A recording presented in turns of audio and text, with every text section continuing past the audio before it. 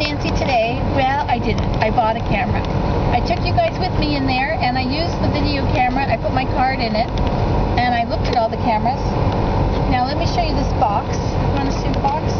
Well, the camera's put away. Can I see the camera? I put it away in the box. So my son has been having fun zooming in and out with it. This is my old camera that's working for a minute. Now that it's been replaced. So this is what it is. Screen, she can rotate it, which will be useful for what she does. And it's waterproof, so I can stick it in the stream and show you stuff in the stream. Won't that be cool? We can zoom in and we can watch, I don't know, the bugs that are on the rocks. I know, you were so excited, aren't you? Just what you wanted to see. Oh, let's go turn on Nancy today and watch the bugs that are on the rocks. Yes? I'm not sure he knows if it's waterproof. I'm still not sure it's going to be a sticker on the water. Well, I have to, because I have to make sure it works before the warranty is up. I got the 4-year warranty. It cost $99 to get 4 years of warranty. And I thought that was probably a very good idea, because for a camera to last 4 years would be good. Some cameras would last longer, but you know, as long as it's waterproof and does all those things it says it's going to do, then I should be fine, right? But if it gets the problem that this one got, this one, it randomly stops being video and starts being, what is it, favorites, and then it got wet, and then it wouldn't even do video at all. It just only went to favorites. But video made it go to favorites.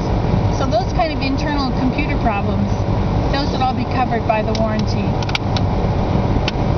And also if it gets wet. So we're going to go play with it, and we're going to get it wet. It should be fun. Yes, indeed. Anyway, my poor son has that cough I had. He hasn't been sleeping yet either. It's 2:18. Daniel is in an exam right now. As long as he stayed awake and went to his exam. I dropped him off there at 12:30, and that's kind of a dangerous thing when you've got 2 hours to wait and you haven't slept all night, you know. He could be sitting in a chair in the hallway outside of his exam, fast asleep. He's 18 years old. I think somebody would wake him up. Not necessarily. Outside the exam, sleeping, it's nice. Well, one would hope so, but anyway, so let's just say a little prayer for Daniel. He's my son with ADHD. Sometimes, you know, they're very smart kids, but sometimes those day-to-day things like time management don't work out so well. This child, on the other hand, does not have ADHD. His time management skills are incredible. They are to die for. He will come home on Monday with a project that's due on Friday, and he'll say, okay, well, on Monday I'm going to do this part, Tuesday I'm going to do this part, Wednesday I'm going to do this part, Thursday I'm going to do this part, and Friday I'm handing it in. And he'll have done Monday's part, and I'll say, well, why don't you do some more? You've got some more time. No, I've done Monday's part. I'm going to do Tuesday. I'll do that on Tuesday. And he does. And he makes good grades, and he gets it in on time. I think I've changed my work habits a bit since that time. That's because you're in grade 10. I plan to procrastinate. No. And I get it done on the last day perfectly. No. See, this is what teenagerhood does to kids. It wrecks them. Just ruins them. It's all broken now. When I get a project that I actually need to work on for multiple days, I'll start to time manage. Well, let's just hope that's correct. But you know, their grades seem to slip around grade 10, don't they? Ah, well, I've been going to school all my life, been working hard, I think I get some. I'm just going to laze back a while, see what I can do without working. It's the opposite.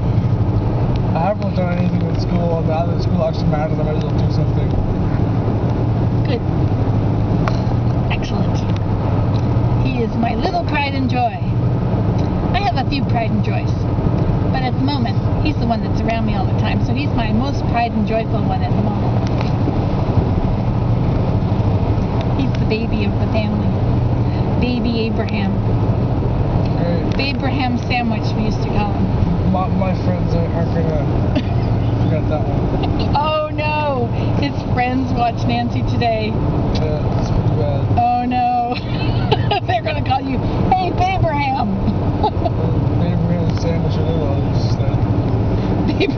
sandwich. Oh well. Life has been hard for this child.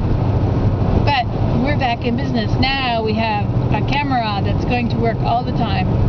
I hope I can upload things quickly, and I'm not going to use all the bandwidth, which I probably am. And I hope that the videos are not too big. There's probably settings inside the camera to make sure that my videos are not going to be so huge that I can't deal with them. My son has a camera. No. Not you, but Ben, my 27-year-old. And his camera, it's all flash dazzles and whistles and bells and flashes and dazzles. Anyway, his camera, I took pictures with it, and the pictures were so huge I couldn't do anything with them. They were just so huge. So I don't want videos that are that big that nobody can watch them, or that won't be uploadable. You can change the phone. You can change that in the camera? Even if you can't change it in the camera, there's dozens of programs you can do it. Good. Looks so different outside now with the sun on everything. Things are starting to dry out.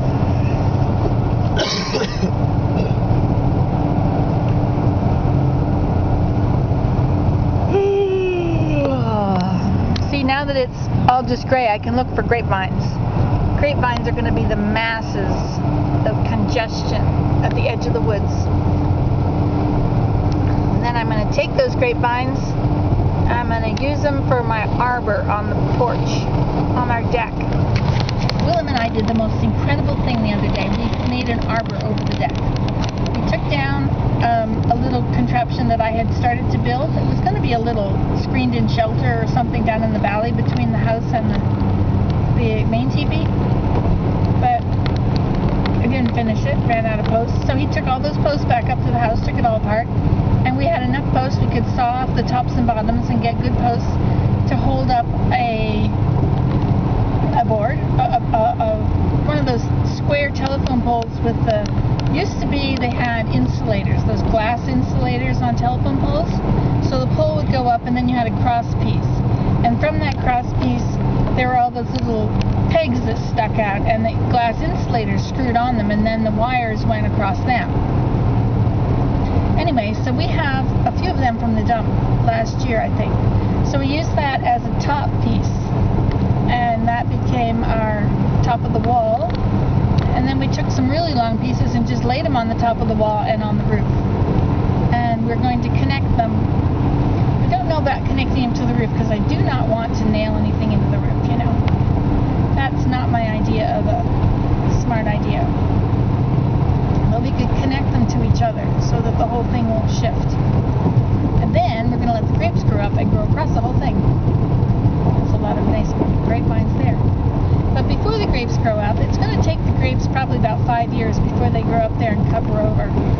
Maybe by next year they'll be reaching the roof. They're already a year or two old. And once they're reaching the roof, then they're going to go on the roof,